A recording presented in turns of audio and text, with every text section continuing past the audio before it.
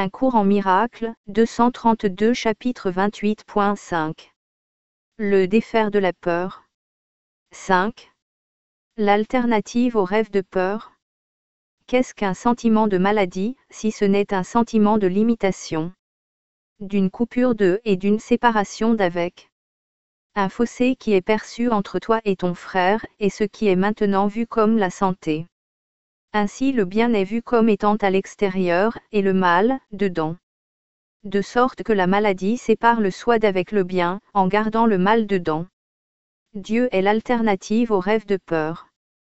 Qui a part en eux ne peut jamais avoir part en lui. Mais qui retire la part que son esprit y prend part en lui. Il n'y a pas d'autre choix.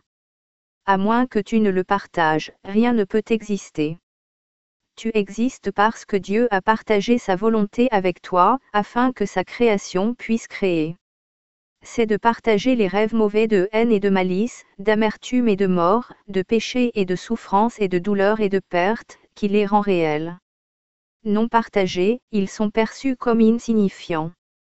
La peur en a disparu parce que tu ne leur as pas donné ton soutien. Où la peur a disparu, là doit venir l'amour, parce qu'il n'y a que ces alternatives. Où l'une apparaît, l'autre disparaît. Et celle que tu partages devient la seule que tu as. Tu as celle que tu acceptes, parce que c'est la seule que tu souhaites avoir. Tu ne partages pas de rêve mauvais si tu pardonnes au rêveur et perçois qu'il n'est pas le rêve qu'il a fait. Ainsi il ne peut pas faire partie du tien, dont vous êtes tous les deux libres. Le pardon sépare le rêveur d'avec le rêve mauvais, et ainsi le délivre. Souviens-toi que si tu partages un rêve mauvais, tu croiras que tu es le rêve que tu partages. Et, le craignant, tu ne voudras pas connaître ta propre identité, parce que tu penses qu'elle est effrayante.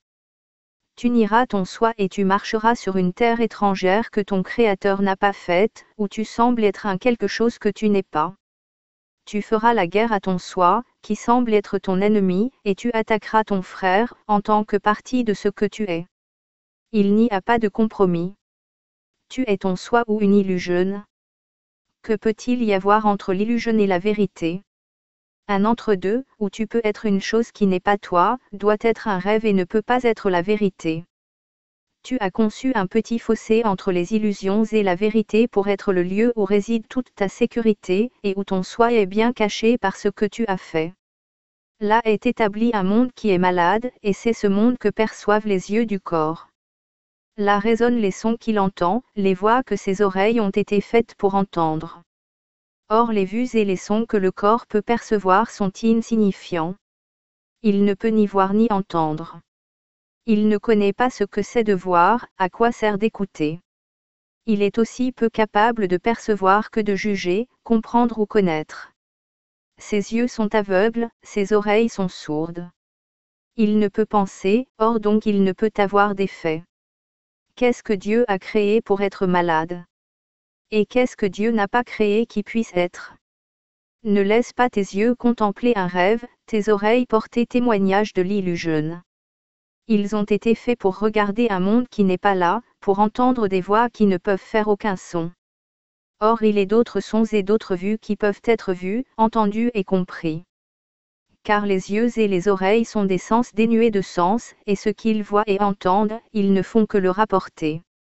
Ce n'est pas eux qui voient et entendent, mais toi, qui assembles tous les morceaux biscornus, chaque bribe insensée et chaque miette de preuve, et fais un témoin du monde que tu veux. Ne laisse pas les oreilles et les yeux du corps percevoir ces innombrables fragments vus dans le fossé que tu as imaginé, et les laisser persuader leur faiseur que ces imaginations sont réelles. La création prouve la réalité, parce qu'elle partage la fonction que partage toute création. Elle n'est pas faite de petits bouts de verre, d'un morceau de bois, d'un fil ou deux, peut-être, tous assemblés pour attester sa vérité. La réalité ne dépend pas de cela. Il n'y a pas de fossé qui sépare la vérité d'avec les rêves et d'avec les illusions. La vérité ne leur a laissé aucune place en aucun lieu et en aucun temps. Car elle remplit chaque lieu et chaque temps, et les rend entièrement indivisibles. Toi qui crois qu'il y a un petit fossé entre toi et ton frère, tu ne vois pas que c'est là que vous êtes comme prisonniers dans un monde perçu comme existant là. Le monde que tu vois n'existe pas, parce que le lieu où tu le perçois n'est pas réel. Le fossé est soigneusement dissimulé dans le brouillard, et des images brumeuses s'élèvent pour le couvrir de formes vagues et incertaines, aux lignes changeantes, à jamais insubstantielles et indécises. Or dans le fossé, il n'y a rien. Et il n'y a pas de terrible secret, pas de tombe enténébrée où la terreur surgit des ossements de la mort.